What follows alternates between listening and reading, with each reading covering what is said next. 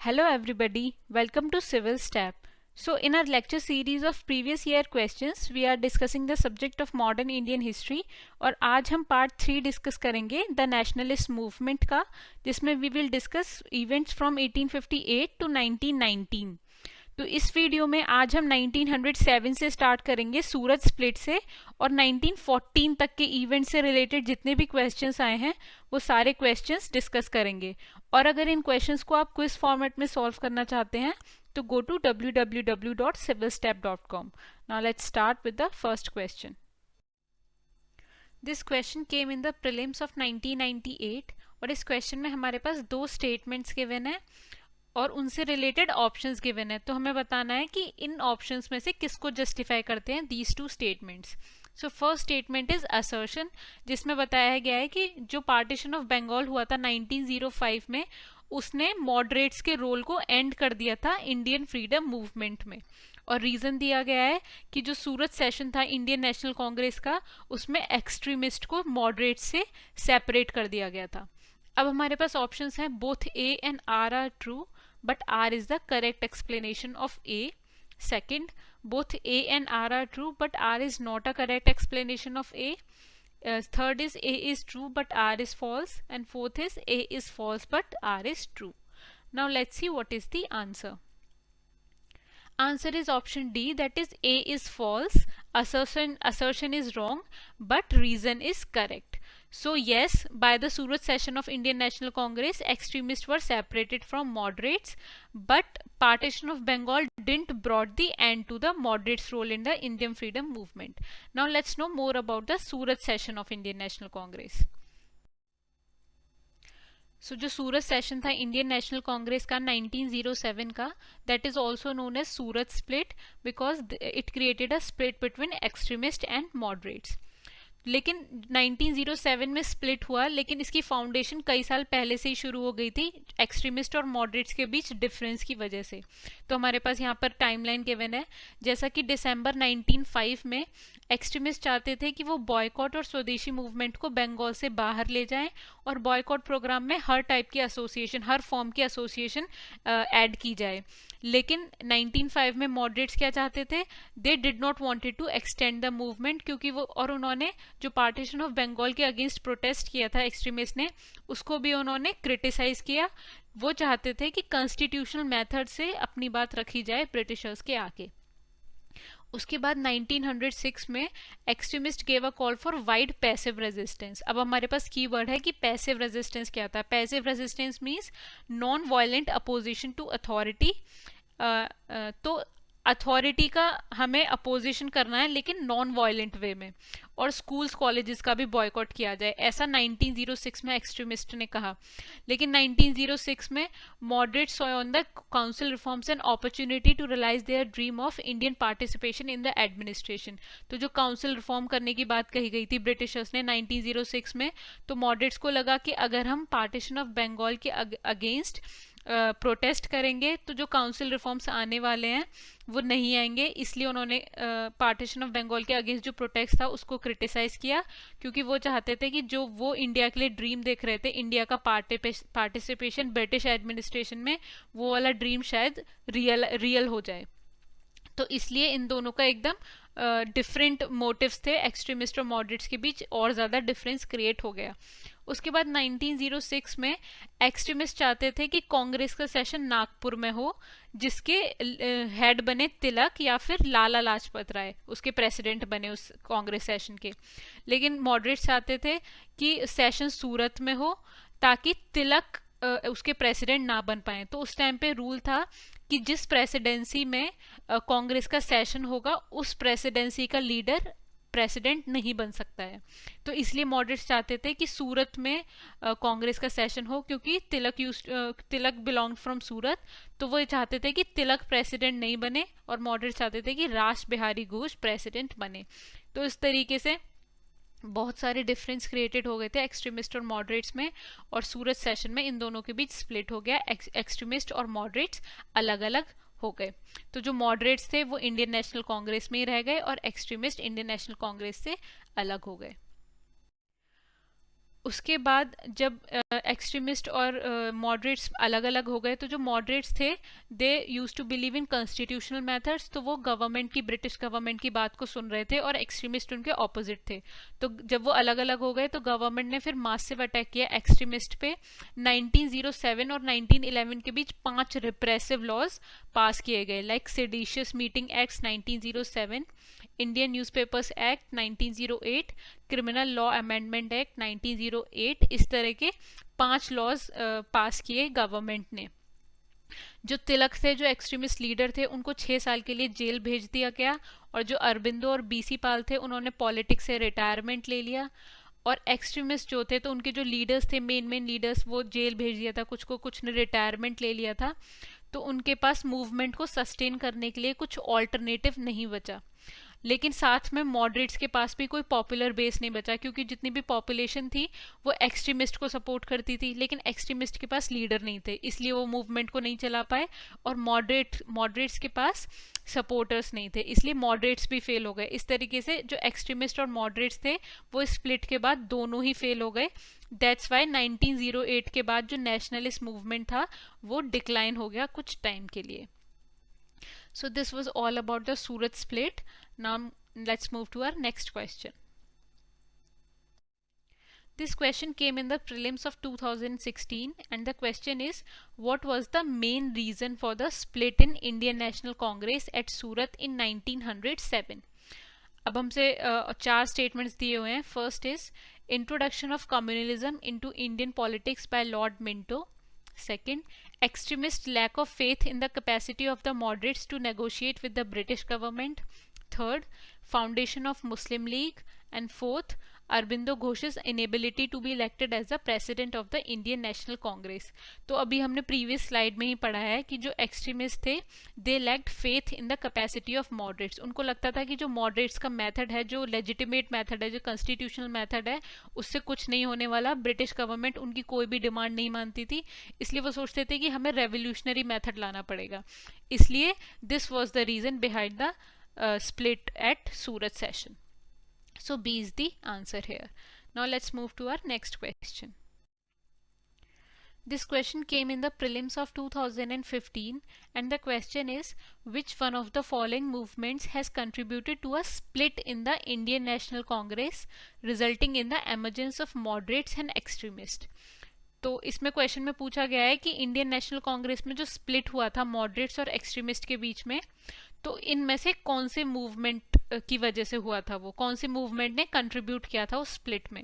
हमारे पास ऑप्शंस हैं स्वदेशी movement, quit India movement, non cooperation movement और सिविल डिसोबीडियंस मूवमेंट। तो वैसे तो हमने प्रीवियस स्लाइड में ही पढ़ा है कि स्वदेशी मूवमेंट जो था वहां से ही फाउंडेशन हो गई थी स्प्लिट की, धीरे धीरे डिफरेंसेस बढ़ते गए और 1907 में स्प्लिट हो गया मॉडरेट्स और एक्सट्रीमिस्ट के बीच में। लेकिन अगर आपको ये नहीं भी पता है तो आप उससे भी सॉल्व कर सकते हो कि अगर आपको टाइमलाइन पता है कि ये इंपॉर्टेंट मूवमेंट्स कब हुए थे। तो सिविल डिसोबीडियंस मूवमेंट हुआ था 1930s में, नॉन कॉपरेशन हुआ था 1920 में, और क्विट इंडिया मूवमेंट स्टार्ट हुआ था 1942 में। लेकिन जो स्प्लिट हुआ था वो 1907 में हुआ था, विच वॉज नियर टू स्वदेशी मूवमेंट, क्योंकि स्वदेशी movement was started in 1905। So A is the answer hair. तो ऐसे आपको कनेक्ट करना पड़ेगा, आपके दिमाग में पूरी टाइमलाइन बनी होनी चाहिए, कौन सा एक्ट कब आया था, कौन सा मूवमेंट कब स्टार्ट हुआ था, कौन सा इवेंट कब हुआ था। तो जैसे आपके दिमाग में एक बार टाइमलाइन क्रिएट हो जाएगी, फिर आप किसी भी क्वेश्चन में इजीली एलिमिनेट कर सकते हो ऑप्शंस को। Now let's move to our next question. This question came in the prelims of 1995, and the question is, the Baraha dacoity was the first major venture of the revolutionary terrorist of the freedom movement in. तो जो बराह dacoity हुई थी वो revolutionary terrorist का पहला major venture था freedom movement में। तो वो कहाँ पर अकर हुआ था? Bombay Karnataka, second Punjab, third east Bengal, and fourth is the Madras presidency. Now let's see what is the answer. Answer is option C, that is east Bengal में था। ईस्ट बंगाल में बराह डेकॉइटी अकर हुई थी। Now let's know more about this dacoity. So जो Barrah dacoity थी that was organised by the Pulin Bihari Das in early 1908। तो आपको ध्यान रखना है कि बरा डेकोइटी पुलिन बिहारी दास से रिलेटेड है। जैसे आपसे बहुत सारे क्वेश्चन में आपने देखा भी होगा कि मैच द फॉलोइंग में दे देते हैं कि बरा डेकोइटी और सामने दे देते हैं पुलिन बिहारी दास, तो ये आपको बताना है कि करेक्ट मैच है या नहीं। तो वैसे क्वेश्चंस में आपसे पूछा जा सकता है। तो Pulin Bihari Das organise the Barra dacoity in 1908 and this dacoity was committed by a group of revolutionary at the residence of जमींदार ऑफ बरा, जो कि नवाबगंज पुलिस स्टेशन के अंडर आता है ढाका डिस्ट्रिक्ट में। और जितनी भी उन्होंने डेकोइटी में जितना भी फंड अर्न लिया था वहां से, that was used for buying arms and ammunition. तो ये जो रेवोल्यूशनरीज थे उन्होंने डेकोइटी में फंड वहां से लिया जमींदार ऑफ बरा के घर से, और उनसे उस फंड को आर्म्स और एम्बिनेशन खरीदने के लिए यूज किया गया। तो इस तरह की बहुत सारी रेवोल्यूशनरी एक्टिविटीज़ हुई थी उस टाइम पे, जैसे कि वाइट जज जो था किंग्सफोर्ड, उस पर बॉम्ब फेंका गया मुजफ्फरनगर में, और ये किसने किया था? Prafulla Chaki and Khudiram Bose. Alipore conspiracy case हुआ था and Aurobindo and Barindra Ghosh was responsible for it, और बरिंदर घोष को इस केस में डेथ पेनल्टी मिली थी, जो कि बाद में लाइफ इम्प्रिजनमेंट में चेंज कर दी गई। वाइसरॉय हार्डिंग पर बॉम्ब अटैक किया था, उसके लिए रिस्पॉन्सिबल थे रास बिहारी बोस एंड सचिन सन्याल। यहाँ पे आपको रास बिहारी बोस को रास बिहारी घोष से कंफ्यूज नहीं करना है, क्योंकि जो रास बिहारी घोष थे वो मॉडरेट थे और रास बिहारी बोस जो थे वो रेवोल्यूशनरी थे। तो Rash Behari Bose and Sachin Sanyal were responsible for bomb attack on viceroy Hardinge. उसके बाद जो प्लेग कमिश्नर था पूना का, उसका मर्डर कर दिया गया। एंड चापेकर ब्रदर्स जो थे दामोदर एंड बालकृष्ण चापेकर जो थे, those two brothers were responsible for this act. तो आपको ध्यान रखनी है, क्योंकि इससे यूपीएससी बहुत सारे क्वेश्चन पूछती है कि अलीपुर कॉन्स्पिरेसी को केस में कौन इन्वॉल्व था, या फिर who was involve in the murder of plague commissioner of Poona. तो इस टाइप के क्वेश्चन यूपीएससी बहुत पूछती है, और अगर डायरेक्ट नहीं पूछेगी तो आपको ऑप्शंस में डाल देती है ये वाले। तो आप ऑप्शंस को एलिमिनेट कर सकते हैं और सही आंसर तक पहुंच सकते हैं, इसलिए आपको ये सारी इंफॉर्मेशन ध्यान में रखनी है। Now let's move to our next question. This question came in the prelims of 2001, and the question is, a London branch of the All India Muslim League was established in 1908 under the presidency of। तो जो all India Muslim league थी उसकी एक London branch establish की गई 1908 में। तो वो किसकी प्रेसिडेंसी में इस्टेब्लिश की गई? आगा खान, अमीर अली, लियाकत अली खान और अहमे Jinnah. Now let's see what is the answer. Answer is option B, that is Amir Ali was the president at that time when London branch of Muslim League was established. So Sayyid Amir Ali was the person who established the London Muslim League in 1908। लेकिन हमसे question में बोला गया है कि London मुस्लिम league जो थी वो ऑल इंडिया मुस्लिम लीग का ही पार्ट था, उसकी ही ब्रांच थी। लेकिन बहुत सारी बुक्स में मेंशन्ड है कि this organisation was an independent body and this was not a branch of All India Muslim League. तो ये दोनों चीज़ें आपको ध्यान में रखनी है, क्वेश्चन में किसी भी तरीके से पूछा जा सकता है। देन 1909 में सैयद अमीर Ali was the first Indian to sit as a member of the judicial committee of the Privy Council। तो this was all about the London Muslim league. अब जानते हैं हम ऑल इंडिया मुस्लिम लीग के बारे में। तो जो एजुकेटेड मुस्लिम्स थे उसमें बहुत ज़्यादा सेपरेटिस्ट टेंडेंसीज आ गई थी, और बिग मुस्लिम नवाब में और लैंडलॉर्ड्स में। And this separatist tendencies reached its climax in 1906, और फिर मुस्लिम्स के लिए एक अलग ऑर्गेनाइजेशन क्रिएट की गई which was known as All India Muslim League. और इसके फाउंडर थे आगा खान जो कि ढाका के नवाब थे, और नवाब मोहसिन उल मुल्क। और 1906 में इस ऑर्गेनाइजेशन का सेटअप हुआ। तो जो मुस्लिम्स थे उनको ऐसा लगता था कि जो इंडियन नेशनल कांग्रेस है वो मुस्लिम्स के इंटरेस्ट को गवर्नमेंट तक नहीं पहुंचा रही है, या उन पे ध्यान नहीं दिया जा रहा।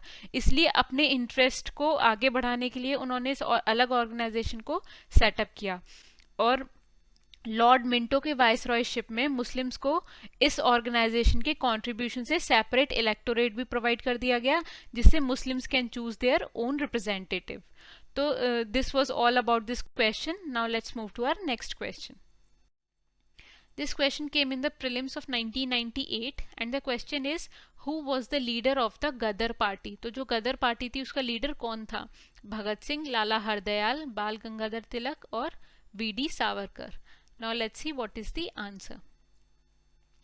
Answer is option B, that is Lala Hardayal was the leader of the Ghadar party.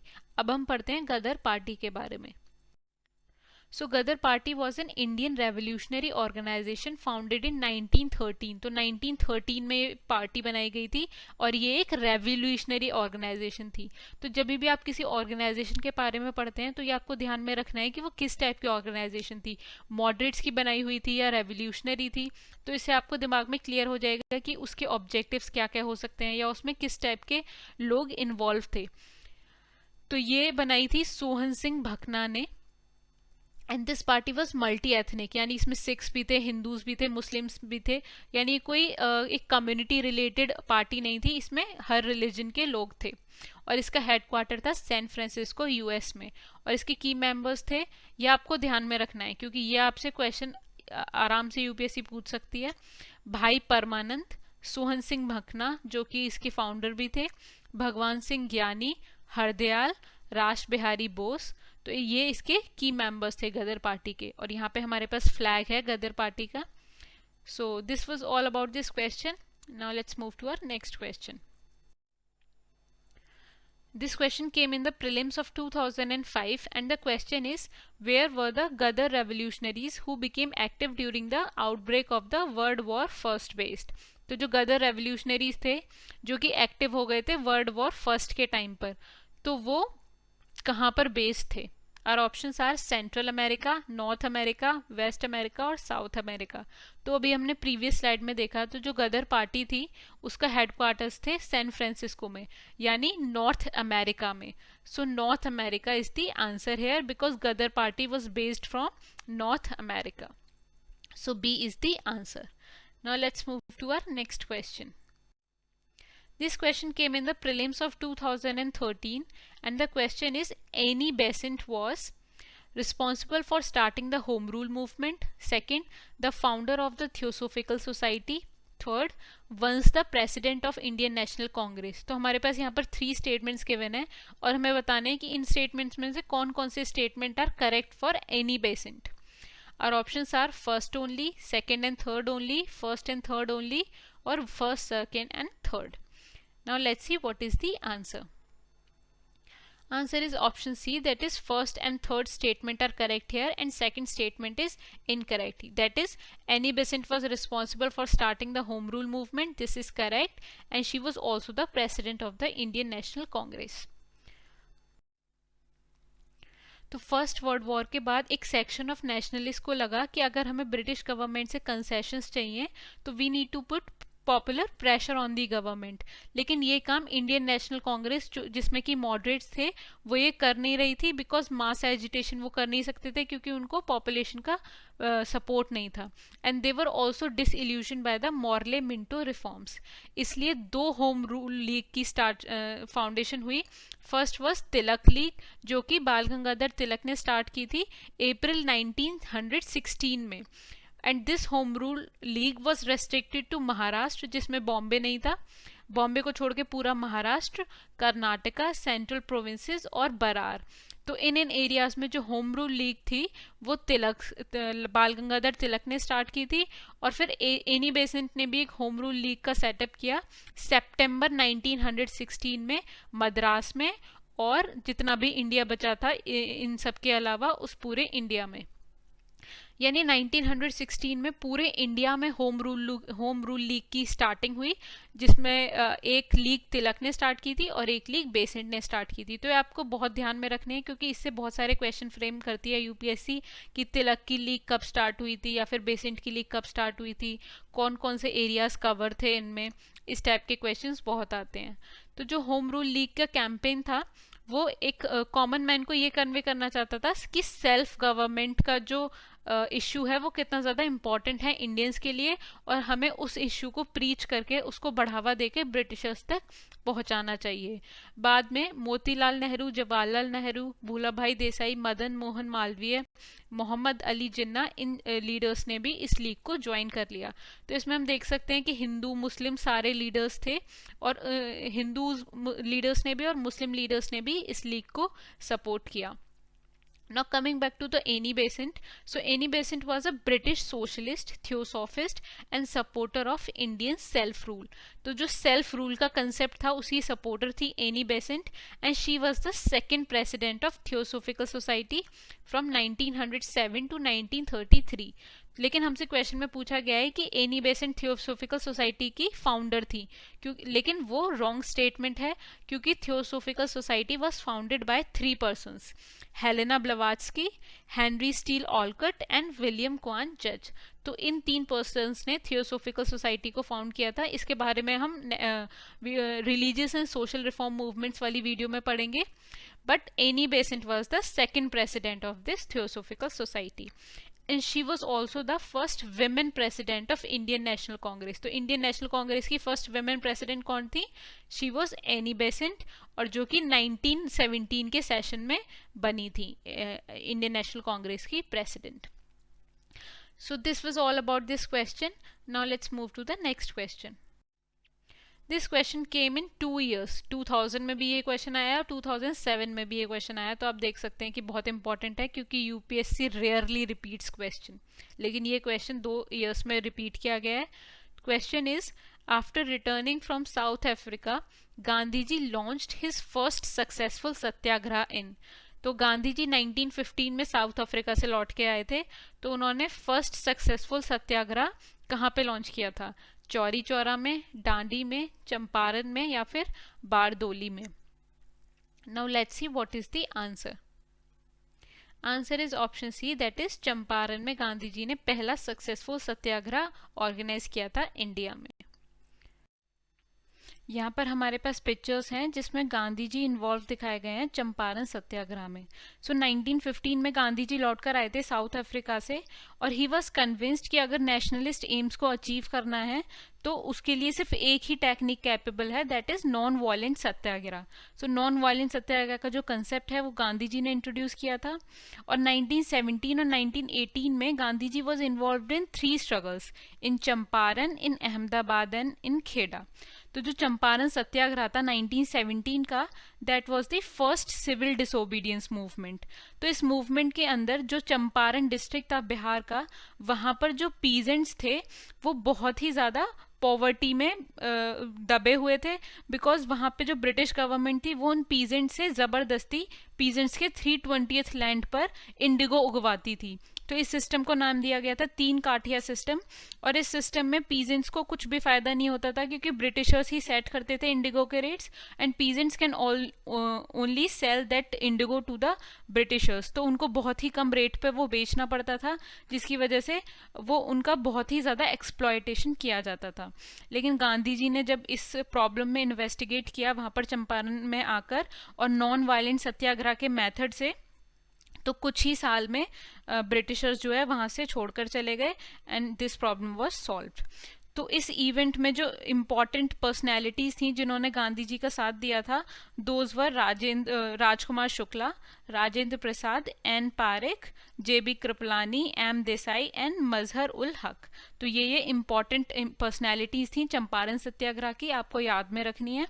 Then 1918 में अहमदा मिल स्ट्राइक हैपेंड, जो कि गांधी जी की फर्स्ट हंगर स्ट्राइक थी. देन 1918 में Kheda satyagraha happened, which was the first non cooperation movement.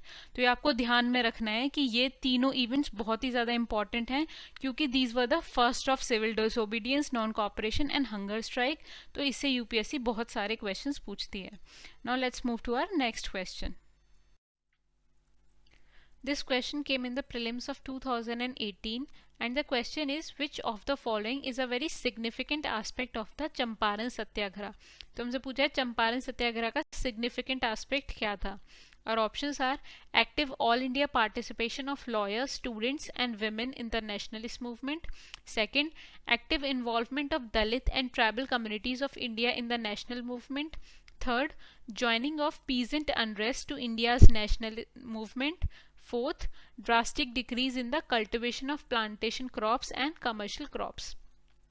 तो अभी हमने प्रीवियस स्लाइड में ही देखा है चंपारण सत्याग्रह के बारे में कि ये पीजेंट अनरेस्ट से रिलेटेड मूवमेंट था. So C is the answer here.